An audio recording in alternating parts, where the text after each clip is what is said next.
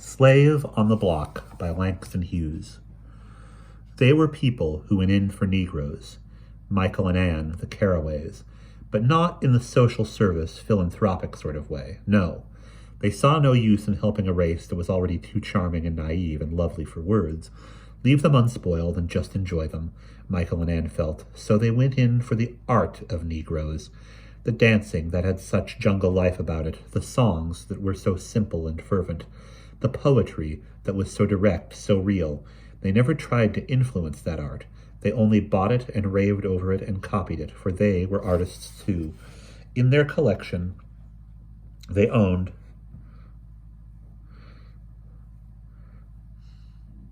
some Covarrubias originals. Of course, Covarrubias wasn't a Negro, but how he caught the darky's spirit. They owned all the Robeson records and all the Bessie Smith, and they had a manuscript of County Cullen's. They saw all the plays with or about Negroes, read all the books, and adored the Hall Johnson singers. They had met Dr. Du Bois and longed to meet Carl Van Vechten. Of course, they knew Harlem like their own backyard. That is, all the speakeasies and nightclubs and dance halls, from the Cotton Club and the ritzy joints where Negroes couldn't go themselves, down to places like the Hot Dime, where white folks couldn't get in, unless they knew the man, and tipped heavily. They were acquainted with lots of Negroes too, but somehow the Negroes didn't seem to like them very much. Maybe the Carraways gushed over them too soon, or maybe they looked a little like poor white folks, although they were really quite well off, or maybe they tried too hard to make friends, dark friends, and the dark friends suspected something, or perhaps their house in the village was too far from Harlem, or too hard to find, being back in one of those queer and expensive little side streets that had once been alleys before the art invasion came. Anyway, occasionally a furtive Negro might accept their invitation for tea or cocktails, and sometimes a lesser Harlem celebrity or two would decorate their rather slow parties, but one seldom came back for more. As much as they loved Negroes, Negroes didn't seem to love Michael and Anne. But they were blessed with a wonderful colored cook and maid until she took sick and died in her room in the basement. And then the most marvelous ebony boy walked into their lives, a boy as black as all the Negroes they'd ever known put together. "He is the jungle," said Anne when she saw him. "He's I couldn't hear nobody pray," said Michael.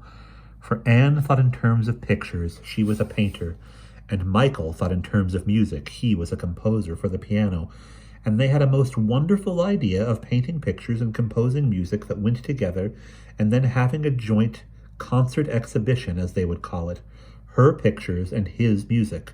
The Carraways, a sonata and a picture, a fugue and a picture. It would be lovely, and such a novelty. People would have to like it, and many of their things would be Negro. Anne had painted their maid 6 times, and Michael had composed several themes based on the spirituals and on Louis Armstrong's jazz. Now here was this ebony boy, the essence in the flesh. They had nearly missed the boy. He had come when they were out to gather up the things the cook had left and take them to her sister in Jersey. It seemed that he was the late cook's nephew. The new colored maid let him in and had given him the 2 suitcases of poor dear Emma's belongings, and he was on his way to the subway. That is, he was in the hall going out just as the Carraways, Michael and Anne, stepped in. They could hardly see the boy, it being dark in the hall and he being dark too. "Hello," they said. "Is this Emma's nephew?" "Yes'm," said the maid. "Yes'm." "Well, come in," said Anne, "and let us see you. We loved your aunt so much. She was the best cook we ever had." "You don't know where I could get a job, do you?" said the boy. This took Michael and Anne back a bit, but they rallied at once, so charming and naive to ask right away for what he wanted. Anne burst out, "You know, I think I'd like to paint you." Michael said, "Oh, I say now, that would be lovely. He's so utterly Negro." The boy grinned. Anne said, "Could you come back tomorrow?" And the boy said, "Yes, indeed, I sure could." The upshot of it was that they hired him. They hired him to look after the garden, which was just about as big as Michael's grand piano, only a little square behind the house. You know those village gardens. Anne sometimes painted it, and occasionally they set the table there for 4 on a spring evening. Nothing grew in the garden, really, practically nothing, but the boy said he could plant things, and they had to have some excuse to hire him. The boy's name was Luther. He had come from the south to his relatives in Jersey, and had had only one job since he got there, shining shoes for a Greek in Elizabeth. But the Greek fired him because the boy wouldn't give half his tips over to the proprietor. "I never heard of a job where I had to pay the boss instead of the boss paying me," said Luther. "Not till I got here." "And then what did you do?" said Anne. "Nothing. Been looking for a job for the last 4 months." "Poor boy," said Michael. "Poor dear boy."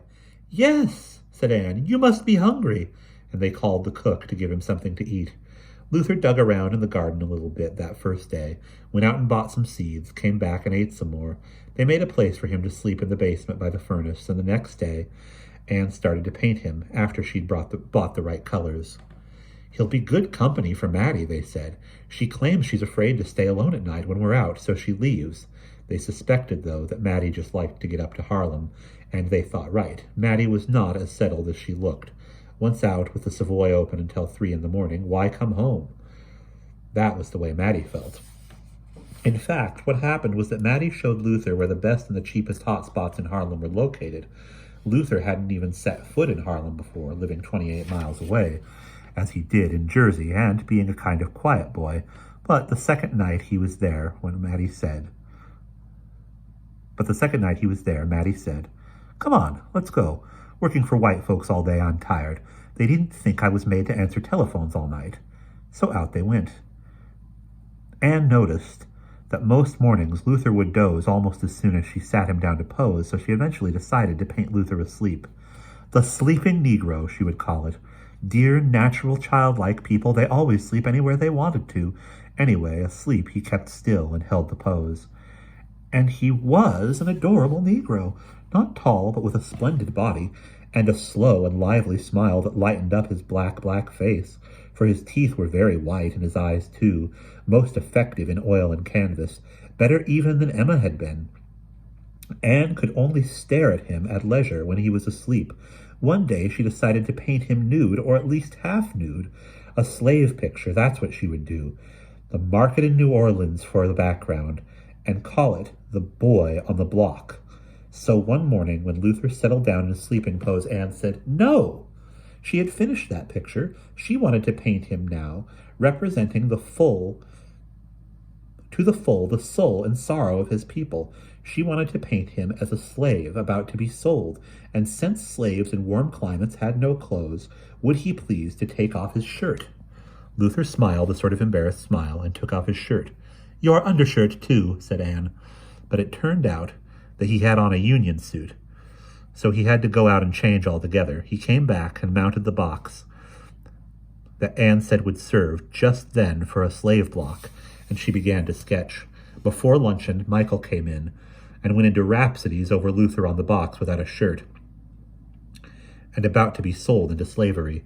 He said he must put him into music right now, and he went to the piano and began to play something that sounded like Deep River in the jaws of a dog.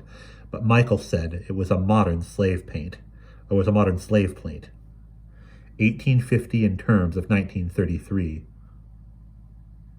Vieux Carré remembered on the 135th Street. Slavery in the Cotton Club. Anne said, "It's too marvelous," and they painted and played till dark, with rest periods in between for Luther. Then they all knocked off for dinner. Anne and Michael went out later to one of Lou Leslie's new shows, and Luther and Maddie said, "Thank God," and got dressed up for Harlem. Funny they didn't like the Carraways. They treated them nice and paid them well. "But they're too strange," said Maddie. They makes me nervous." "They is mighty funny," Luther agreed. They didn't understand the vagaries of white folks, neither Luther nor Maddie, and they didn't want to be bothered trying. "I does my work," says Maddie. "After that I don't want to be painted or asked to sing songs, nor nothing like that." The Carraways often asked Luther to sing, and he sang. He knew a lot of Southern work songs and reels and spirituals and ballads. "Dear Ma, I'm in hard luck, 3 days since I et, and the stamp on this letter's gonna put me in debt." The Carraways allowed him to neglect the garden altogether. About all Luther did was pose and sing, and he got tired of that. Indeed, both Luther and Mattie became a bit difficult to handle as time went on. The Carraways blamed it on Mattie. She had got hold of Luther. She was just simply spoiling a nice, simple young boy. She was old enough to know better. Mattie was in love with Luther. At least he slept with her. The Carraways discovered this one night. About 1 o'clock, when they went to wake Luther up, the first time they'd ever done such a thing, and asked if he wouldn't sing one of his marvelous versions of John Henry for a man who had just come from St. Louis and was sailing to Paris tomorrow. But Luther wasn't in his own bed by the furnace. There was a light in Mattie's room, so Michael knocked softly. Mattie said, "Who's that?" and Michael poked his head in. And here were Luther and Mattie in bed together. Of course, Anne condoned them. It's so simple and natural for Negroes to make love. But Mattie, after all, was 40, if she was a day, and Luther was only a kid. Besides, Anne thought that Luther had been ever so much nicer when he first came than he was now. But from so many nights at the Savoy, he had become a marvelous dancer, and he was teaching Anne the Lindy Hop to Cab Calloway records. Besides, her picture of the boy on the block wasn't anywhere near done, and he did take pretty good care of the furnace. So they kept him. At least Anne kept him, although Michael said he was getting a little bored with the same Negro always in the way. For Luther had grown a bit familiar lately. He smoked up all their cigarettes, drank their wine, told jokes on them and their friends, and sometimes even came upstairs singing and walking about the house when the Carraways had guests in who didn't share their enthusiasm for Negroes, natural or otherwise. Luther and Mattie together were a pair. They quite frankly lived with one another now. Well, let that go. Anne and Michael prided themselves on being different. Artists, you know, and liberal-minded people, maybe a little scatterbrained, but then, secretly they felt, that came from genius. They were not ordinary people bothering about the liberties of others. Certainly the last thing they would do would be to interfere with the delightful simplicity of Negroes. But Mattie must be giving Luther money and buying him clothes. He was really dressing awfully well, and on her Thursday afternoons off she would come back loaded down with packages. As far as the Carraways could tell, they were all for Luther. And sometimes there were quarrels drifting up from the basement, and often, all too often, Mattie had moods. Then Luther would have moods, and it was pretty awful having two dark and glowering people around the house. Anne couldn't paint and Michael couldn't play. One day, when she hadn't seen Luther for 3 days, Anne called downstairs and asked him if he wouldn't please come up and take off his shirt and get on the box. The picture was almost done.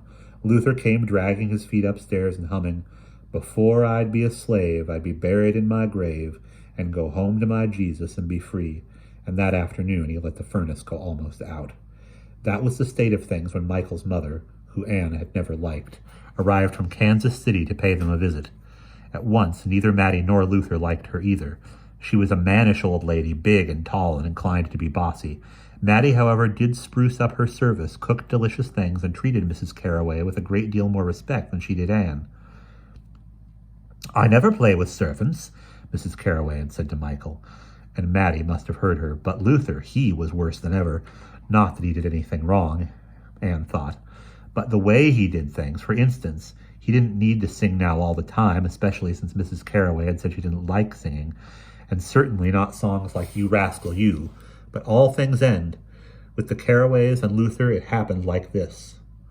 One forenoon, quite without a shirt, for he expected to pose, Luther came sauntering through the library to change the flowers in the vase. He carried red roses. Mrs. Carraway was reading her morning scripture from the Health and Life. "Oh, good morning," said Luther. "How are you going to stay in this house?" "I never liked familiar Negroes," said Mrs. Carraway over her nose glasses. "Huh," said Luther. "That's too bad. I never liked poor white folks." Mrs. Carraway screamed, a short, loud, dignified scream. Michael came running in his bathrobe and pajamas. Mrs. Carraway grew tall. There was a scene. Luther talked, Michael talked, Anne appeared. "Never, never, never," said Mrs. Carraway, "have I suffered such impudence from servants. And a nigger servant in my own son's house." Mother, mother, said Michael, "be calm, I'll discharge him." He turned on the nonchalant Luther. "Go," he said, pointing toward the door. "Go, go." "Michael," Anne cried, "I haven't finished The Slave on the Block." Her husband looked nonplussed. For a moment he breathed deeply. "Either he goes or I go," said Mrs. Carroway, firm as a rock. "He goes," said Michael, with strength from his mother. "Oh," cried Anne. She looked at Luther. His black arms were full of roses he had brought to put in the vases. He had on no shirt. "Oh," his body was ebony. "Don't worry about me," said Luther. "I'll go." "Yes, we'll go," boomed Mattie from the doorway, who had come up from below, fat and belligerent. "We've stood enough foolery from you, white folks. Yes, we'll go. Come on, Luther." What could she mean, stood enough? What had they done to them? Annie and Michael wondered. They had tried to be kind. Oh! "Sneaking around, knocking on our door at night," Mattie went on. "Yes, we'll go. Pay us, pay us, pay us." She had remembered the time they had come for Luther that night. "That was it. I'll pay you," said Michael. He followed Mattie out. Anne looked at her black boy. "Goodbye," Luther said. "You fix the vases." He handed her his armful of roses, glanced impudently at old Mrs. Carroway, and grinned that wide, beautiful, white-toothed grin that made Anne say, when she first saw him, "He looks like the jungle," grinned and disappeared in the dark hall with no shirt on his back. "Oh," Anne moaned distressfully, "my boy on the block." "Huh," snorted Mrs. Carroway. And that's the end.